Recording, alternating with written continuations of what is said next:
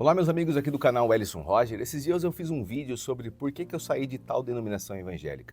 Isso causou muitos comentários. Eu queria deixar muito claro o porquê muitas seitas evangélicas, não somente essa na qual eu participei por mais de 15 anos, são provenientes de alguma visão de um fundador. Como essa doutrina, essa visão é distorcida, esse culto ao eu, pode ser muito nocivo na vida de muitas pessoas simples e sinceras que seguem tais religiões. Deixo aqui para vocês o trecho do Augusto Nicodemos falando sobre isso, que eu achei uma fala excelente. Depois eu volto para falar um pouco sobre minha experiência pessoal sobre isso. A mente pecaminosa deles os tornou orgulhosos. Não existe praticamente uma única seita no mundo que não começou com visão, com alguém reivindicando ter tido uma visão. Pensa, por exemplo, no surgimento do mormonismo. Joseph Smith, que era um jovenzinho que tinha andado em várias igrejas evangélicas da sua época e achou que todas elas estavam erradas, diz ele que uma noite acordou com um anjo pairando ao lado da cama dele.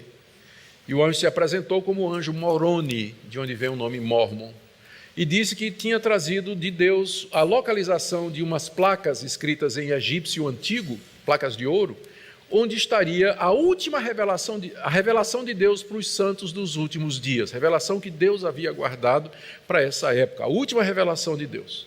Então, o Smith diz que ele foi até o local, descobriu as placas e traduziu, e é o livro de Mormon, o livro de Mormon. Então, começa com essa alegação de que há um novo conhecimento que não está na Bíblia, que vai além da Bíblia, que não foi dado aos apóstolos, mas que Deus reservou para os últimos tempos. Toda a seita diz isso. Pega o islamismo. Mohammed, pastor de cabras, entra numa caverna, diz que ali lhe apareceu o anjo Miguel. E Mohammed era analfabeto, ele não sabia ler nem escrever. E ele começou a ter revelações desse anjo, que ele dizia para um amigo que cometia a escrita. Daí surge o Alcorão, que se considera a revelação final de Deus. Eles consideram o judaísmo como a primeira, o cristianismo como a segunda e o islamismo como a terceira, dada através desse anjo, a última revelação de Deus para a humanidade. Você pode pegar a mesma coisa, o espiritismo de Allan Kardec. Ele vai dizer a mesma coisa, que os espíritos, falando através da mediunidade, trouxeram essa doutrina que tinha sido esquecida e que não tinha sido revelada com toda a clareza antes, que é a doutrina da reencarnação. Então, o livro dos Espíritos de Allan Kardec, ou o Evangelho segundo o Espiritismo de Allan Kardec, trata exatamente disso.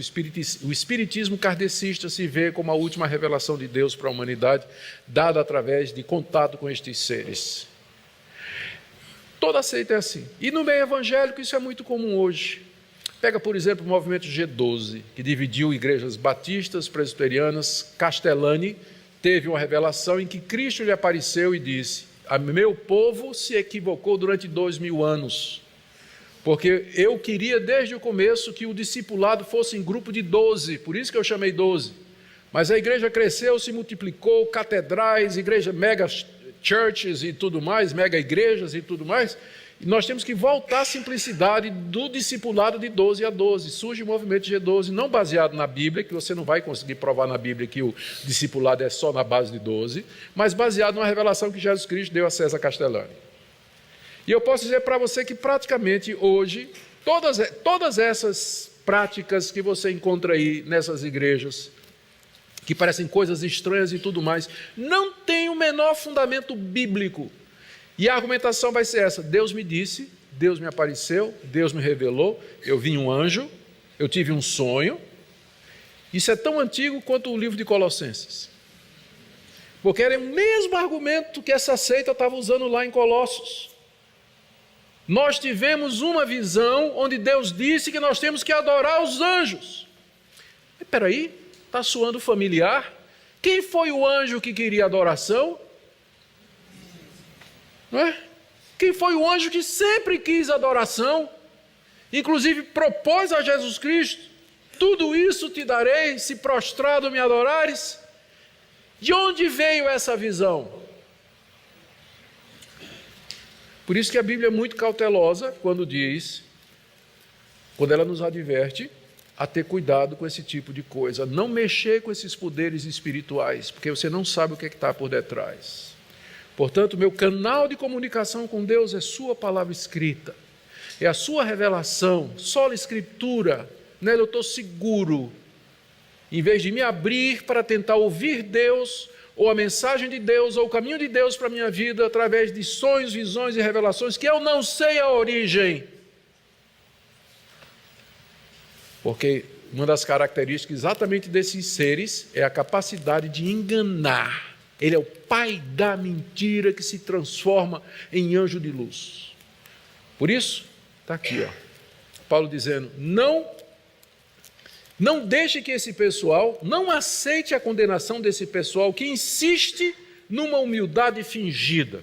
Porque eles chegam assim, com toda humildade, né? Não, eu sou um simples servo de Deus. Deus me deu uma visão, mas eu nem sei porque que Ele me deu essa visão, né? Eu sou nada diante de Deus, né? Vem com essa humildade fingida. E aí engana os incautos. Tem muito crente que vai atrás, crente que gosta de novidade. Gosta mesmo, para ele só Cristo. Eles querem alguma coisa assim mais emocionante, alguma coisa que eles possam fazer alguma coisa e tudo mais. E aí quando aparece um falso profeta dizendo esse tipo de coisa, diz, era isso que eu estava esperando. Vai embora atrás da seita. Lá vai, seguir o falso profeta. Como tem muitos hoje. O que é que falta? É o conhecimento do Evangelho. Um dos slogans mais perniciosos usados no meio evangélico é a letra mata e o espírito vivifica. Tirado do contexto, talvez eu fale disso amanhã de manhã. O apóstolo Paulo, quando diz a letra mata e o espírito vivifica, não está fazendo um contraste entre doutrina, estudo, versus espiritualidade, piedade e plenitude do espírito. Ele está contrastando a antiga aliança e a nova. Duas coisas completamente diferentes. Entretanto, ao dizer isso, a letra mata e o espírito vivifica, existe uma rejeição ensinada por muitos líderes aos membros de suas igrejas, dizendo, não estudem doutrina, não leiam comentários, não pesquise a palavra de Deus, porque doutrina mata. Olha para as igrejas históricas e tradicionais. Eles podem ter um ponto, porque muitos teólogos bons que nos deram boa teologia eram áridos, eram secos, não tinham vida, às vezes não faziam nem, não estavam envolvidos no pastorado. Eu entendo a força desse argumento, mas esses homens estavam errados. Porque não existe dicotomia entre uma mente preparada, uma mente culta, que entende a palavra de Deus, que estuda a palavra de Deus, e um coração piedoso, cheio do Espírito Santo, que quer viver uma vida para Deus e viver uma vida de oração. Então não se deixa levar por essa piedade, por esse misticismo aí que está desprovido de fundamentação bíblica. Esse pessoal, Paulo diz aqui, baseia-se em visões sem motivo algum na sua mente carnal, ou seja, a mente pecaminosa deles os tornou orgulhosos, e eles vieram com estas invenções que acabam tirando a suficiência de Cristo. Então já vimos três coisas.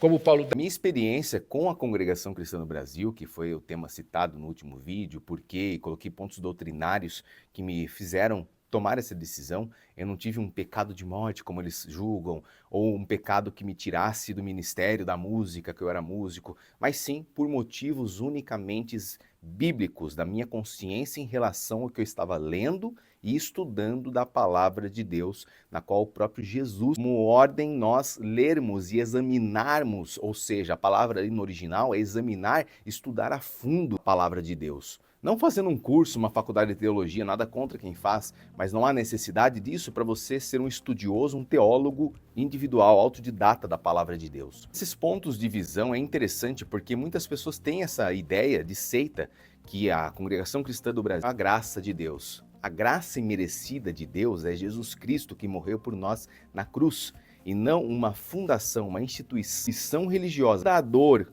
Franciscon, que fundou a Congregação Cristã no Brasil, de 20 anos atrás, como algo formado e constituído em 120 anos para cá, exclui, apaga em toda a história antes disso, a Igreja de Cristo, que tem mais de 2000 anos. São pontos como esses em examinar e colocar isso nas mídias sociais, na internet, porque as pessoas falam, mas para que expor isso? Muitas pessoas vêm me questionar, por que você saiu da igreja? Por que você não vai mais? Estado de Deus, de Cristo? E muito pelo contrário.